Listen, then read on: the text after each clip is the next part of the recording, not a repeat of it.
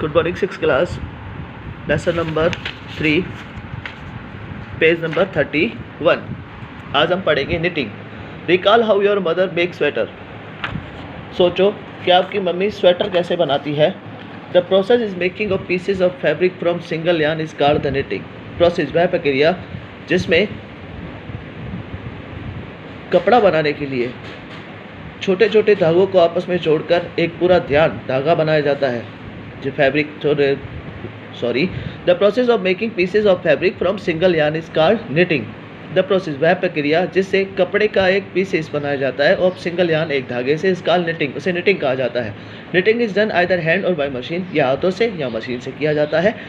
Since knitting is done from a single yarn, क्योंकि एक धागे से बनाई जाती है, तो if you pull a yarn from a sweater, यदि आप स्वेटर से एक भी धागा खींचोगे तो the whole sweater get unwelded, तो पूरा का पूरा स्वेटर उधड़ने लग जाता है।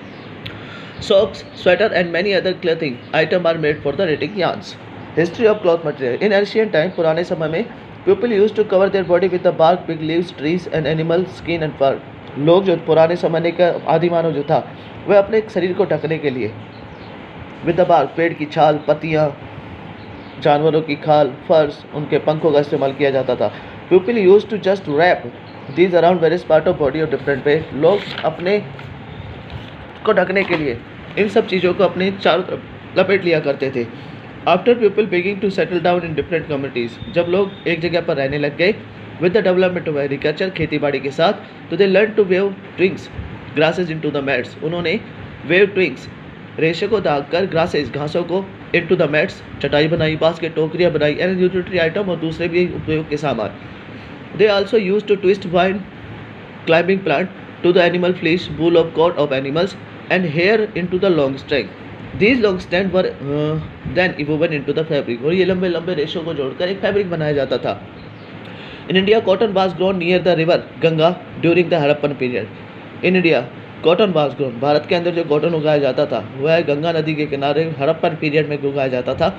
As early as 2500 BC, लगभग 2500 साल पहले। There are evidence showing flax. आज भी उसके सबूत है, जैसे कि फ्लैक्स, जिसे लेलन बोला जाता है। A plant that gives fibre, यह एक पौधा होता है जो रेशा देता है। Which were used in Egypt 7000 year ago, जिसका इस्तेमाल इजिप्ट के अंदर 7000 साल पहले ही हो चुका था। इन एंशिएंट इजिप्ट, पुराने इजिप्ट के अंदर कॉटन और flax were grown near the river nil.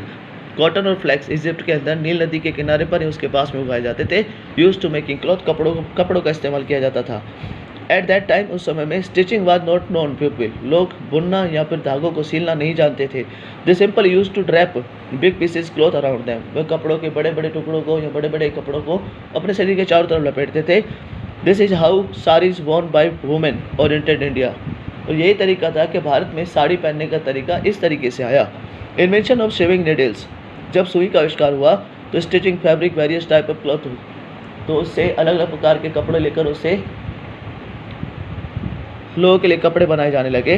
Dresses such as the shirt, जैसे shirt, pant, suit, blouse, skirt. Even today fabric like sari, dhoti, lungi and turban were also worn in the unstitched cloth. आज भी बिना सिले हुए जो कपड़े होते हैं, जैसे कि साड़ी, धोती, लुंगी, टर्बन यानी कि हमारी टोपी, वर वॉर्न एंड अनस्टिच्ड क्लोथ, ये पहने जाते हैं जो बिना सिलाई के कपड़े होते हैं। तो ये था आपका लेसन नंबर 3।